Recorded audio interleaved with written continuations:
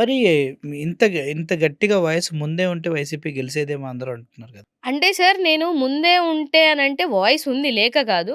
Realities కొన్ని చెప్పడంలో మాత్రం లోపాలున్నాయి. జగన్మోహన్ రెడ్డి గారి నోట్లో నుంచే వచ్చింది గదా! చేసింది చెప్పుకోలేకపోయాము అనని. క్యాడర్‌ని కూడా కొద్దిగా నెగ్లెక్ట్ చేశారు. సో, అన్ని రీజన్స్ ఓడిపోయిన తర్వాత 100 రీజన్స్ సార్. హ్మ్. ఇదే మళ్ళీ గెలిచింటే ఈ రీజన్స్ ఏం చెప్పరు. ఏదో ఉంటది కదా!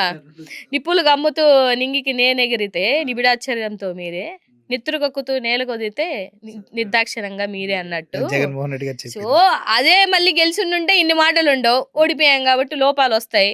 లోపాలని సరిదిద్దుకొని ముందుకెళ్లాల్సినటువంటి బాధ్యత మా పార్టీ మీదుంది. అన్నీ సరిదిద్దుకుంటాం. మేము మానవులే అన్ని తప్పులు చేయకుండా ఏమి ఉండం గదా సార్.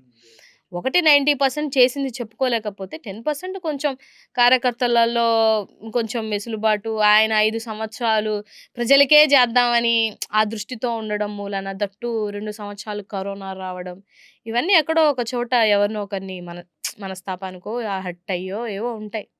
సో, అవన్నీ ఇప్పుడు రెక్టిఫై చేసుకుంటున్నారు గదా!